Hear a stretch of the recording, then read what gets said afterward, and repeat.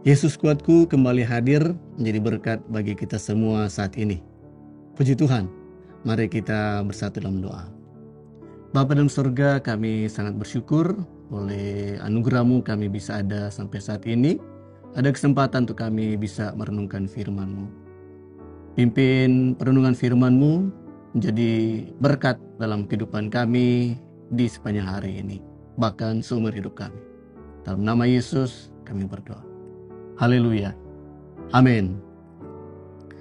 Bapak Ibu Saudaraku yang dikasihi Tuhan, kita akan merenungkan firman Tuhan saat ini dengan tema serupa dengan Dia. Ada beberapa ayat yang akan kita lihat.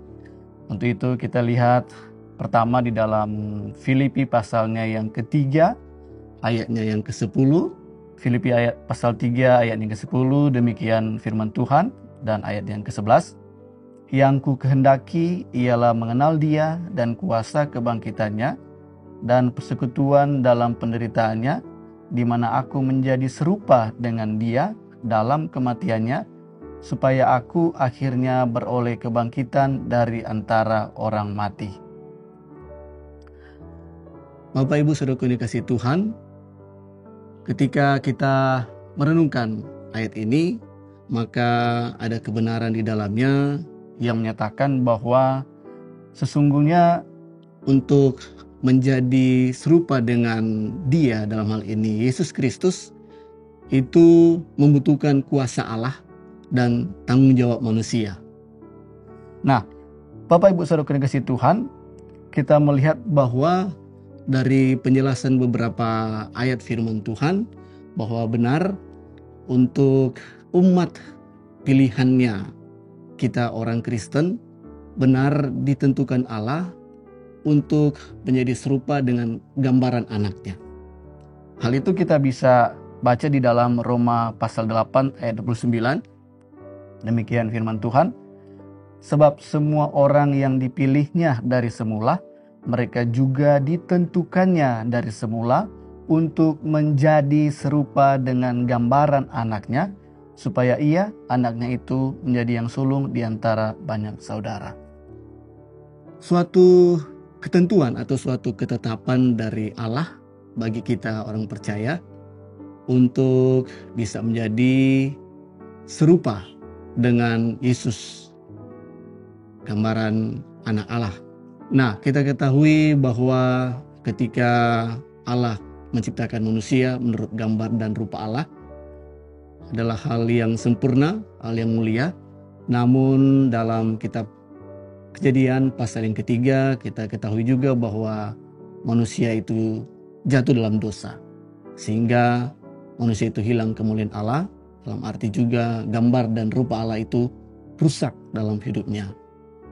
Namun karena Allah begitu mengasihi manusia dan mempunyai rencananya yang di dalamnya manusia ciptanya itu akan menampilkan keserupaan dengan Yesus Kristus, gambaran anaknya, maka rancangan atau ketentuan Allah itu tetap dinyatakan lewat Yesus Kristus, Allah yang datang dalam dunia mengambil wujud manusia untuk menebus manusia yang berdosa ini dari kutuk, dari hukuman kekal, sehingga diselamatkan dan diberkati, dipulihkan gambar rupa Allah yang sudah rusak karena manusia sudah jatuh dalam dosa.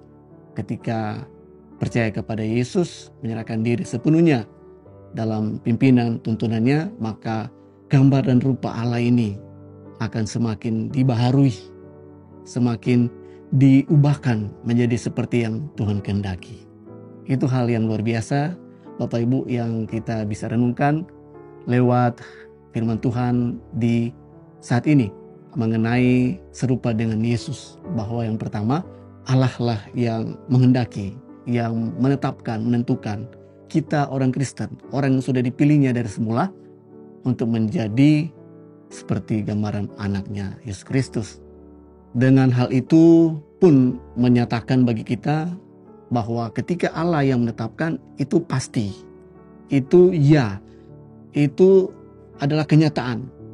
Artinya ya memang keadaan kita akan menjadi demikian adanya. Sehingga Allah memberikan firman-Nya dan roh-Nya untuk kita manusia yang ada dalam Kristus semakin dibaharui.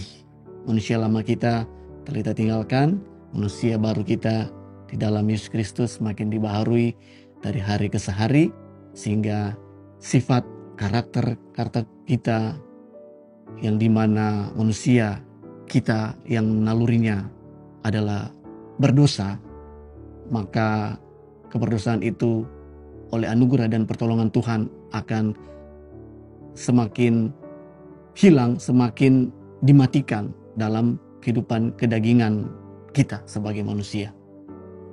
Dan yang kedua, Bapak Ibu Saudara kasih Tuhan, di ayat yang kita telah lihat pertama, Filipi 3 ayat 10 ini, di situ pun kita menemukan bahwa untuk menjadi serupa dengan Yesus itu adalah tanggung jawab manusia.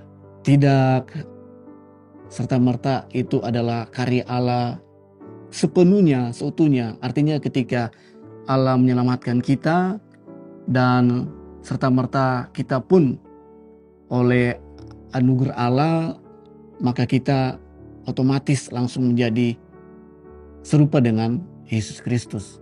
Tetapi ini pun adalah tanggung jawab manusia. Nah, di sana dikatakan bahwa yang ku kehendaki.